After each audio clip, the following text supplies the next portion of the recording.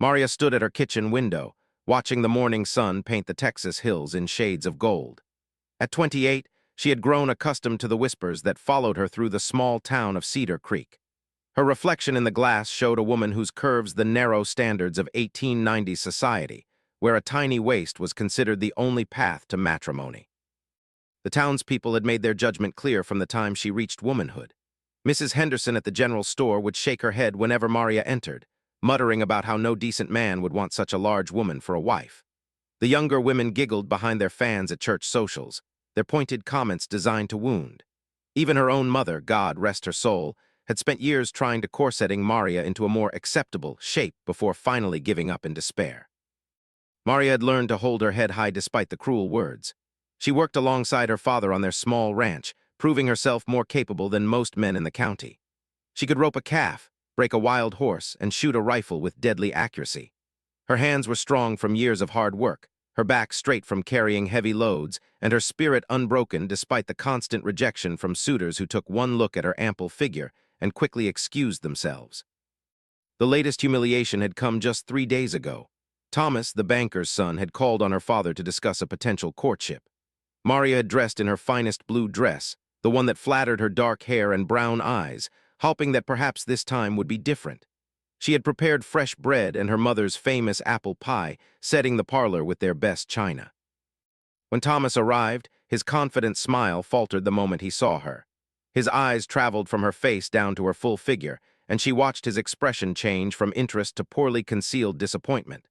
The conversation that followed was stilted and brief. Within 15 minutes, he was making excuses about urgent business in town, promising to call again soon. They both knew he never would.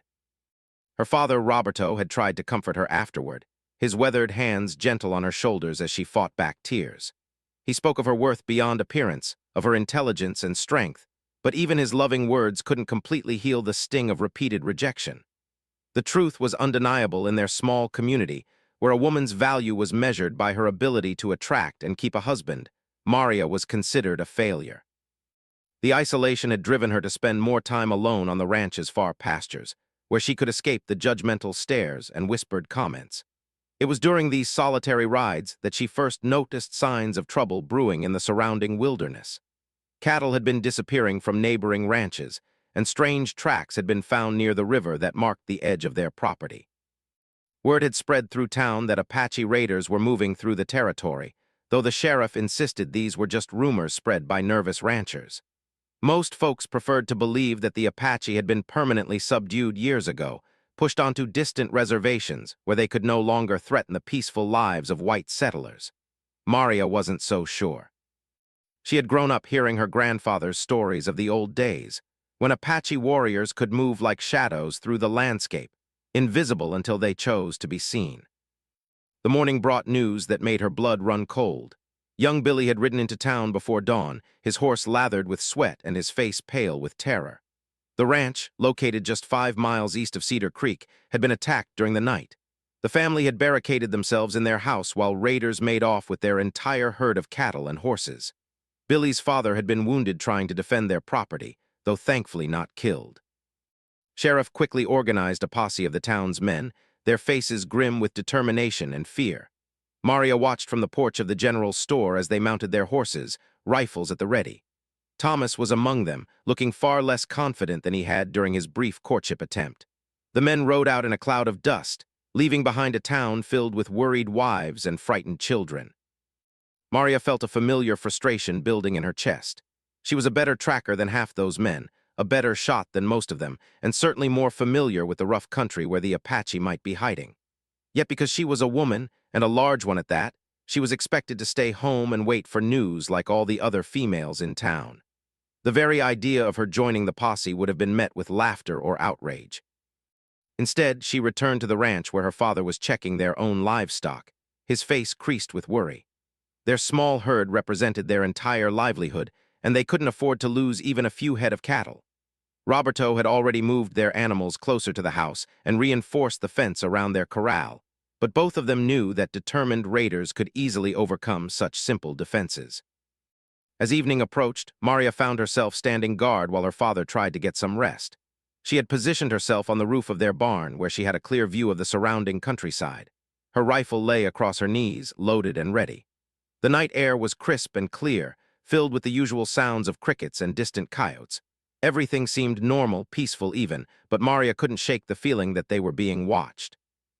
Hours passed without incident. The moon had reached its peak and begun its descent toward the western horizon when Maria finally saw something that made her heart race. A shadow moved along the tree line near the river, too large and too purposeful to be an animal. Then another shadow joined the first, and another. She counted at least 6 figures moving with the fluid grace that could only belong to experienced warriors. Maria's finger found the trigger of her rifle as she watched the raiders approach their property. These weren't the savage monsters that white settlers often described in their fearful tales. Even from a distance, she could see that they moved with discipline and purpose, like soldiers rather than mindless barbarians. They paused at the edge of their property, seeming to study the layout of the buildings and the placement of the livestock. For several tense minutes, the Apache raiders remained motionless, as if considering their options. Maria held her breath, knowing that her next actions could mean the difference between life and death for herself and her father. She had 2 choices: she could fire a warning shot and alert her father, likely triggering a violent confrontation that they might not survive, or she could wait and hope that the raiders would move on to easier targets. The decision was made for her when one of the shadows broke away from the group and began moving directly toward the house. Maria could see now that it was a single warrior, tall and lean, carrying what appeared to be a bow rather than a rifle. His approach was careful but not secretive, as if he intended to be seen. There was something about his movement that suggested confidence rather than aggression, though Maria knew that could change in an instant.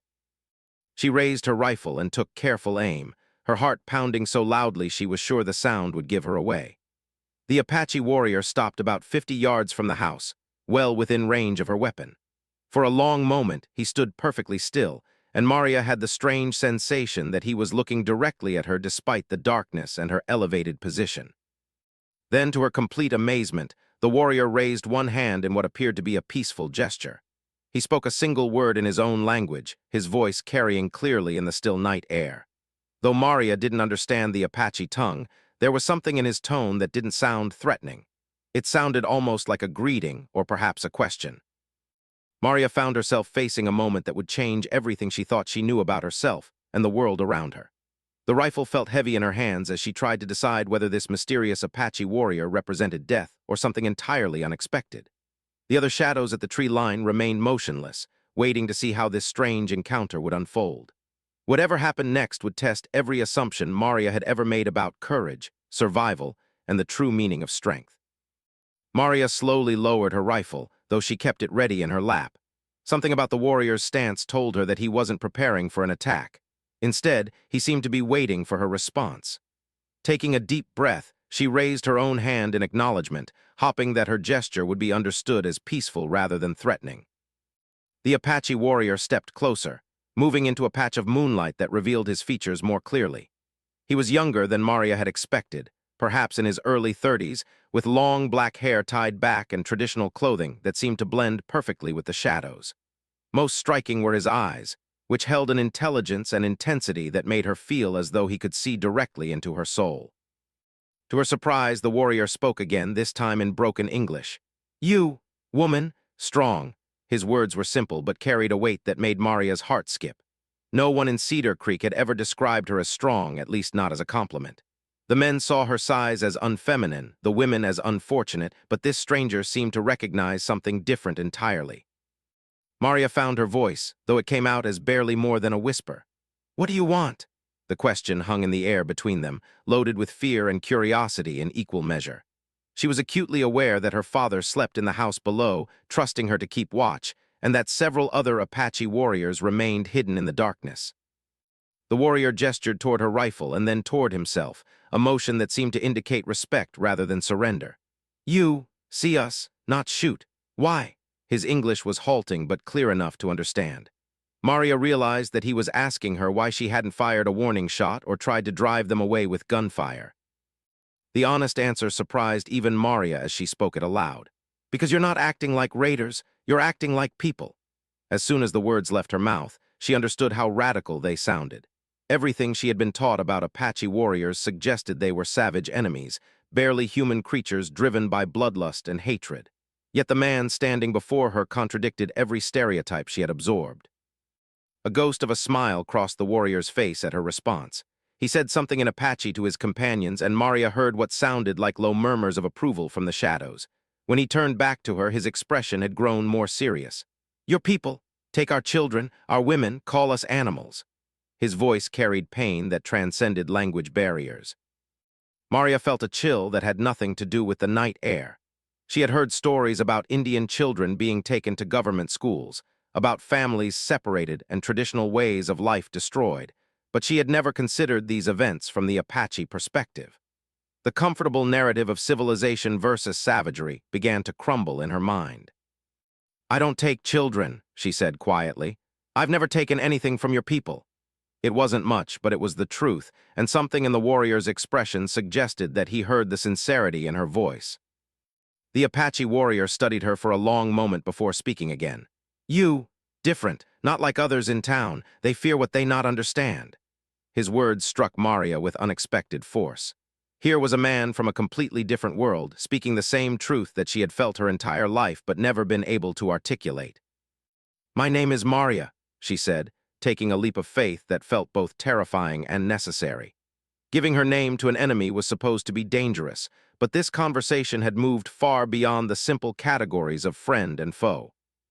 "I am," the warrior replied, placing his hand over his heart in what appeared to be a formal introduction. "It means he who works." Maria found herself oddly touched that he had chosen to share not just his name, but its meaning. Glanced back toward his companions and then returned his attention to Maria. "We hunt men who take Apache women, white men with soldiers' clothes. They raid our villages, steal our sisters and daughters. We follow their trail here." His explanation turned Maria's understanding of the recent cattle thefts completely upside down. The implications hit her like a physical blow. If was telling the truth, then the Apache weren't raiding for livestock or supplies. They were searching for stolen women, pursuing the same kind of justice that white settlers claimed when they formed posses to hunt down criminals. The cattle might have been taken for food during their pursuit, but they weren't the real target. "The ranch," Maria whispered, remembering Billy's terrified account of the attack. Were there Apache women there?" The question felt dangerous to ask, but she needed to know the truth. His expression grew dark. "We find sign. Women held there, but when we come they are gone, moved." His frustration was evident even through his limited English. Maria began to understand that the Apache had arrived at the ranch expecting to rescue kidnapped family members, only to discover that their prey had escaped with the captives. The weight of this revelation settled on Maria's shoulders like a heavy blanket. If what's said was true, then everything her community believed about the recent troubles was wrong. The Apache weren't the aggressors in this situation. They were the victims trying to recover their stolen loved ones. The real criminals were white men, possibly soldiers or former soldiers, who were trafficking in human misery. "Where do you think they went?" Maria asked, surprising herself with her willingness to help. Just hours ago, she had been prepared to shoot this man on sight. Now she found herself wanting to assist in his search for justice. Pointed toward the mountains that rose beyond Cedar Creek, their peaks barely visible in the starlight. "There, old fort, abandoned by soldiers but still used by bad men." Maria knew the place he meant. Fort had been decommissioned after the Indian Wars supposedly ended, but rumors persisted that it served as a hideout for deserters and other criminal elements. The sound of movement from inside the house made both Maria and tense. Her father was stirring, probably wondering why she hadn't woken him for his turn at watch. Maria realized that their conversation had lasted much longer than she'd thought, and dawn was beginning to lighten the eastern sky. "My father," Maria explained in a whisper, "he doesn't know about this." She gestured between herself and unsure how to categorize their unexpected encounter. Nodded understanding. "We go now, but—" He paused, seeming to search for the right words in English. "You have warrior heart, rare thing in woman or man." Before Maria could respond, he was already moving back toward the tree line, his form blending into the shadows as if he had never been there at all. Maria sat on the barn roof in stunned silence as the Apache band disappeared into the landscape like morning mist. The rifle in her hands felt different now, less like protection and more like a symbol of the violence that had driven communities apart. She had expected to spend the night defending her home against savage raiders.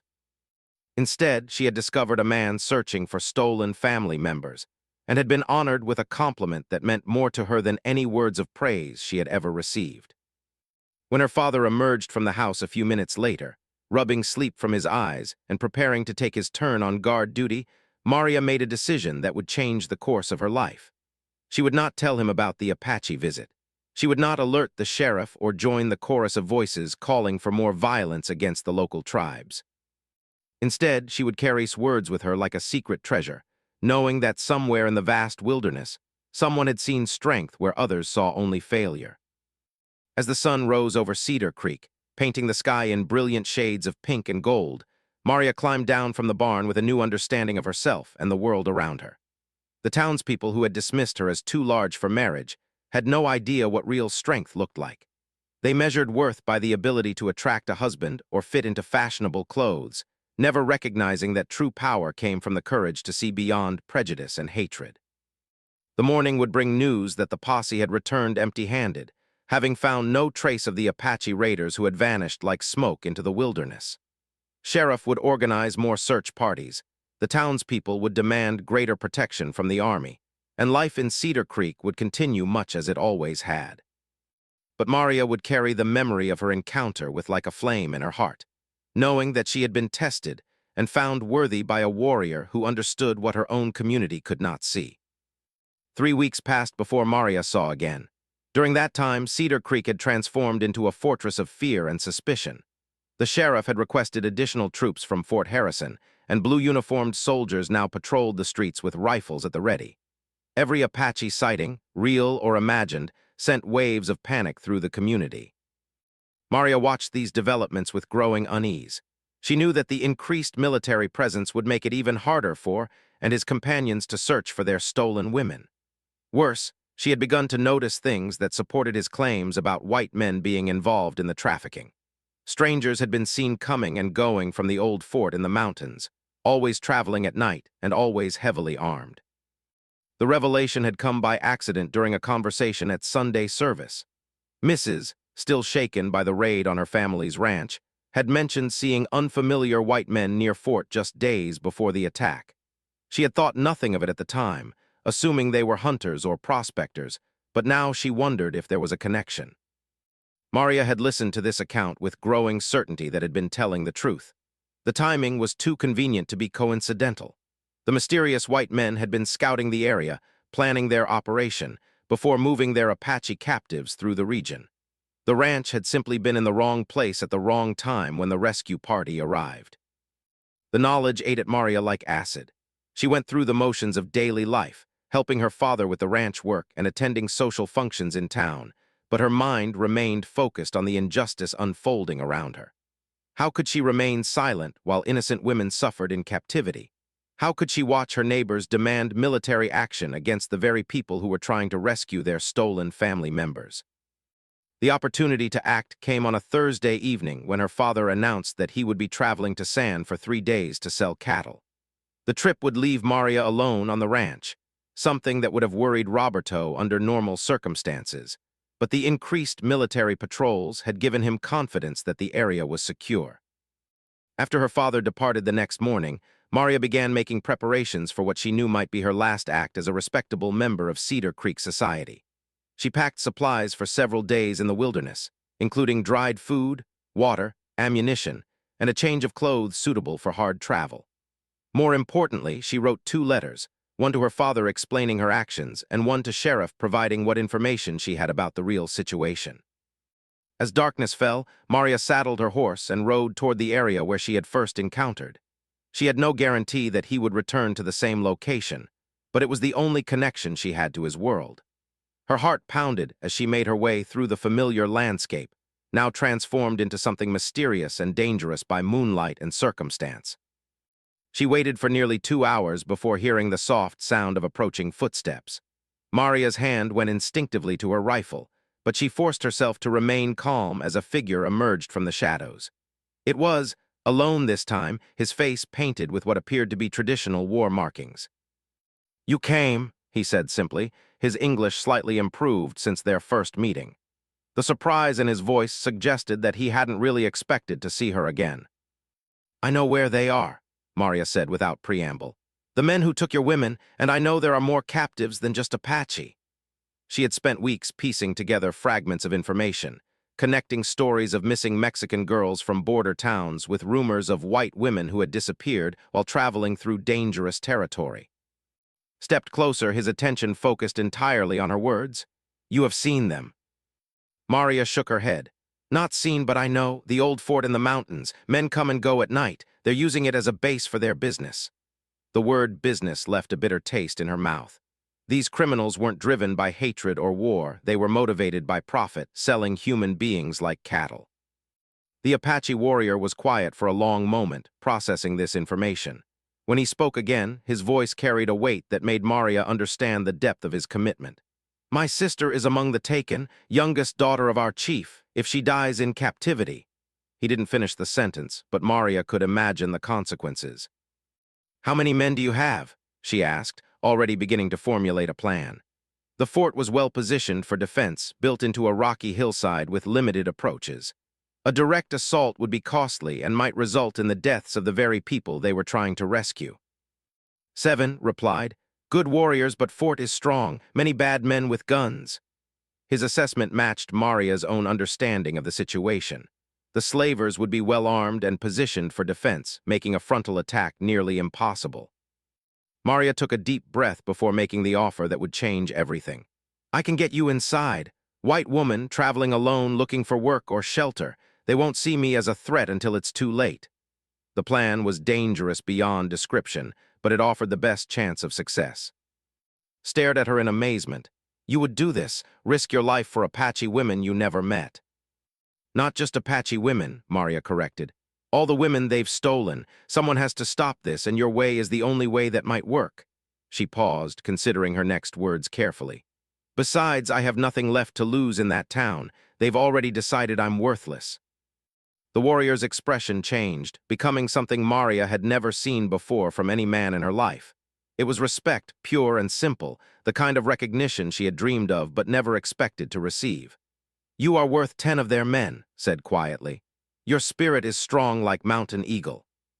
Together, they began working out the details of their plan.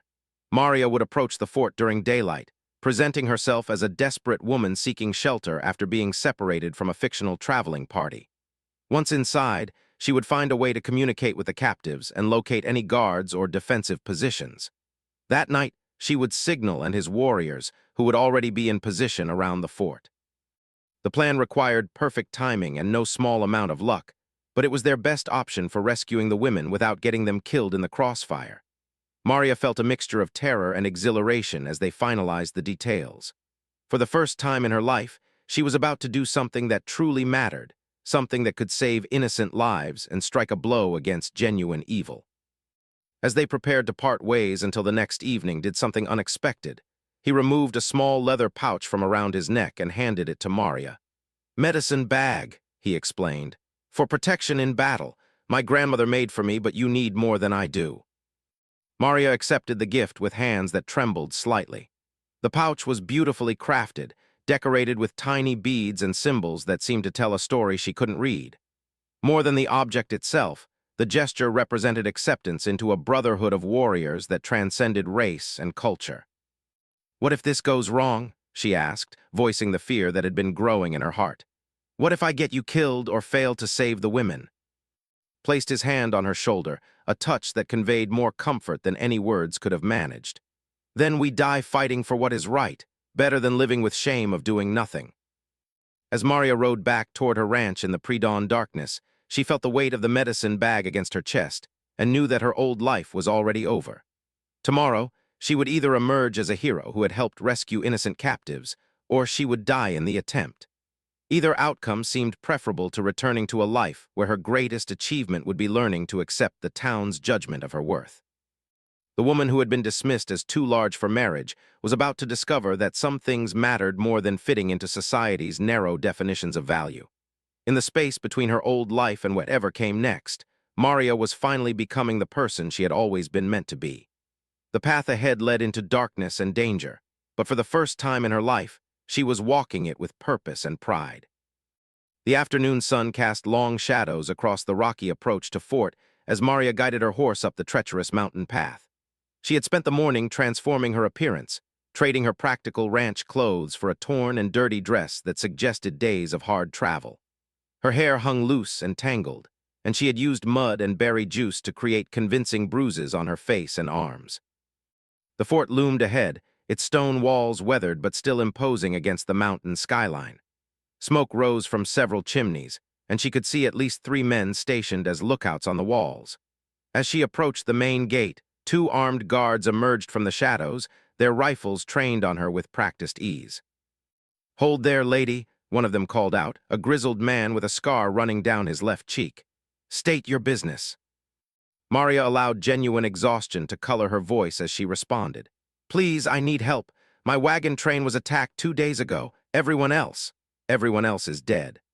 She let tears flow freely, drawing on real emotions from years of rejection and loneliness to make her performance convincing. The guards exchanged glances, and Maria could see them evaluating her story and her potential value.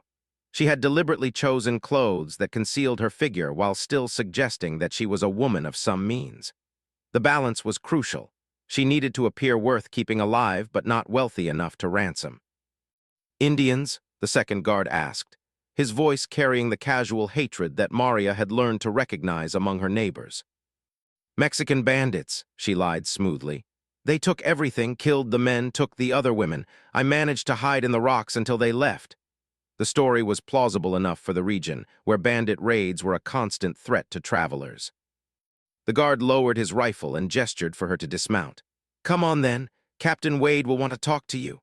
As Maria climbed down from her horse, she noticed the way both men's eyes lingered on her body, and she felt a chill that had nothing to do with the mountain air. Inside the fort's courtyard, Maria was struck by how well-organized everything appeared. This wasn't a desperate hideout, but a functioning criminal enterprise. She counted at least a dozen men moving about their business, all well-armed and disciplined. Makeshift buildings had been constructed against the fort's inner walls, creating sleeping quarters and storage areas. Captain Wade emerged from what had once been the fort's commander's office, and Maria immediately understood why this operation had been so successful. He was a tall, distinguished-looking man in his 40s, with graying hair and the bearing of someone accustomed to command. His uniform was civilian clothes now, but everything about him screamed military background. "Miss," he prompted as the guards escorted Maria into his presence. Maria replied, choosing a common Mexican name that would explain her slightly darker complexion. "I was traveling with my uncle's trading party when we were attacked." Wade studied her with intelligent eyes that missed nothing. "Terrible business, these bandit raids. Lucky for you that you managed to escape." His tone was sympathetic, but Maria caught the calculation behind his words. "I'm afraid we can't spare men to escort you back to civilization immediately, but you're welcome to rest here until we can arrange safe passage." The offer was exactly what Maria had hoped for, but she could hear the trap hidden beneath his courtesy. She was being invited to stay, but not as a guest. Wade was evaluating her potential as merchandise, just as he would appraise a horse or a piece of jewelry. "You're very kind," Maria said, allowing relief to show in her voice. "I don't know what I would have done if I hadn't found you." Wade smiled, but the expression never reached his eyes. "We'll show you to quarters where you can clean up and rest. We'll talk more this evening." He gestured to the guard, who nodded and motioned for Maria to follow him. The building where led her was one of the newer constructions, built against the fort's western wall. As they approached, Maria heard something that made her blood run cold, the sound of women's voices, speaking in what she recognized as Apache. The captives were being held here, probably no more than a few dozen feet from where she stood. "You'll be staying here," said, opening a heavy wooden door that had obviously been reinforced. "Meals twice a day, and you can use the wash basin to clean up. Captain likes his guests to look presentable." The room was small but clean, with a narrow bed, a washstand, and a single barred window that looked out over the fort's rear courtyard. More importantly, the walls were thin enough that Maria could hear sounds from the adjacent rooms. As soon as left, locking the door behind him, she pressed her ear to the wall and listened. The voices were clearer now, and while Maria didn't speak Apache, she could distinguish between different speakers. She counted at least 4 distinct voices, all female, ranging from what sounded like a young girl to an older woman. From their tone, she could tell they were frightened but not broken. These were survivors, not victims who had given up hope. As evening approached, Maria positioned herself at the window to observe the fort's routine. She watched guards changing shifts, noted which areas seemed to have the security, and tried to identify potential escape routes. The fort's original design worked against her. It had been built to keep people out, but that same construction made it excellent for keeping people in. Captain Wade retrieved her personally for dinner, his manner courteous but firm. The dining hall occupied what had once been the fort's mess, and Maria was surprised to see that several other women were present. They were clearly not prisoners. They moved freely and wore clean, attractive clothing. It took Maria a moment to understand their role in this operation. "Ladies," Wade announced as they entered, "this is Miss, our guest. I trust you'll make her feel welcome." The women's smiles were practiced and cold, and Maria realized that these were collaborators who helped manage the captives and probably served other purposes as well. Their presence explained how Wade's operation could function so smoothly. The imprisoned women would be less likely to resist if they believed other females were willing participants. During the meal, Maria learned more about the scope of the criminal enterprise than she had hoped. Wade spoke openly about business opportunities in various territories, about reliable customers who paid well for exotic merchandise, and about the challenges of maintaining inventory during transport. He discussed human trafficking with the casual efficiency of a legitimate businessman. "The key," Wade explained as he carved his meat, "is understanding market demand. Mexican girls are popular in certain eastern cities. Apache women have value as curiosities, but white women from good families command the highest prices. Supply and demand, my dear, just like any other commodity." Maria forced herself to nod and appear interested, even as her stomach churned with revulsion. She was getting a clear picture of the operation's scale and methodology, information that would be crucial for any future legal proceedings, assuming she survived to provide it. As the evening progressed, Wade became more personal in his attention, asking detailed questions about her background and family circumstances. Maria stuck to her cover story, embellishing it with details that painted her as an orphan with no connections who wouldn't be missed if she disappeared. It was closer to the truth than she liked to admit. "You know," Wade said as the meal concluded, "a woman in your position has limited options. The frontier can be harsh for someone traveling alone. Perhaps we could discuss a more permanent arrangement." The proposition was delivered with the same smooth courtesy he might use to offer her coffee, but Maria understood exactly what he was suggesting. She was being recruited to join his stable of collaborators, women who helped manage the captives in exchange for better treatment and eventual freedom. "I would be very grateful for any opportunity," Maria replied carefully. "I've learned that survival sometimes requires difficult choices." Wade nodded approvingly, clearly believing that she was accepting his offer. "Excellent. We'll start you off with some simple tasks, helping to manage our current inventory. Nothing too demanding until you've had time to adjust to your new circumstances." As he walked her back to her quarters, Maria felt the weight of his medicine bag against her chest. In a few hours, she would need to signal the Apache warriors and help coordinate the rescue attempt. Everything depended on her ability to maintain her cover long enough to locate all the captives and identify the best approach routes. "Sleep well," Wade said as unlocked her door. "Tomorrow begins your new life." Maria nodded and entered her room, listening as the lock clicked into place behind her. Through the thin walls, she could hear the Apache women moving restlessly in their adjacent quarters. Soon, she would need to find a way to communicate with them, to let them know that rescue was coming and prepare them for what lay ahead. The most dangerous part of her mission was just beginning, but Maria felt a strange calm settling over her. For the first time in her life, she was exactly where she belonged, doing exactly what she was meant to do. The woman who had been dismissed as too large for marriage was about to prove that her worth couldn't be measured by conventional standards. In the darkness of Fort, surrounded by evil men and suffering women, Maria was finally discovering the true extent of her strength.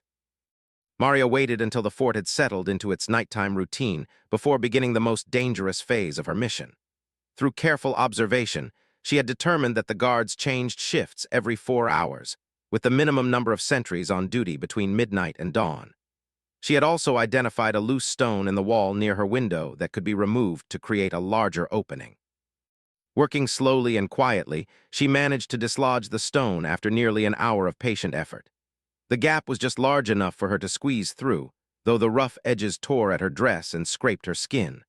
Once outside, she had to remain pressed against the building's shadow to avoid the roving patrols. The first challenge was reaching the room where the Apache women were held. Maria had watched deliver food there earlier and noted which door he had used. The lock was substantial, but she had brought tools from her ranch work that might serve her purpose. More importantly, she needed to warn the captives about the impending rescue without alerting the guards. As she crept along the base of the building, Maria could hear voices from inside. The women were still awake, probably too frightened and uncomfortable to sleep. She found what appeared to be a ventilation gap near ground level and whispered as quietly as possible in English, "Help is coming. Apache warriors, be ready." The voices inside went silent, and for a terrifying moment Maria thought she had made a mistake. Then a young woman's voice responded in heavily accented English. "Who are you?" "A friend," Maria whispered back. "Sent me, he searches for his sister." The response was immediate and filled with emotion. One of the women began speaking rapidly in Apache, and Maria heard what sounded like crying, though whether from relief or despair she couldn't tell. After a moment, the English speaker returned. "I am sister, you are the woman with warrior heart." Maria felt tears spring to her eyes at the confirmation that she had found the right people. "Yes, can you tell the others to be ready? When the attack comes, stay low and away from the door." "How many women total?" asked. "We hear others, not Apache." This was crucial information for planning the rescue. "I don't know yet. I'll find out. Can you reach the others in your room?" "For here, we hear voices from 2 other rooms. Maybe 6, 7 more women." Maria committed this information to memory as she prepared to continue her reconnaissance. She needed to locate all the captives and identify their guards before signaling. The fort was larger than she had initially realized, and Wade's operation was more extensive than anyone in Cedar Creek had imagined.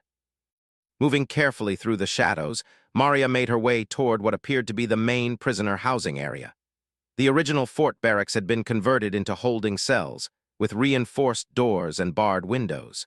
She could hear movement from several rooms, confirming that there were indeed more captives than just the Apache women. As she approached one of the buildings, Maria heard a conversation that made her freeze in terror.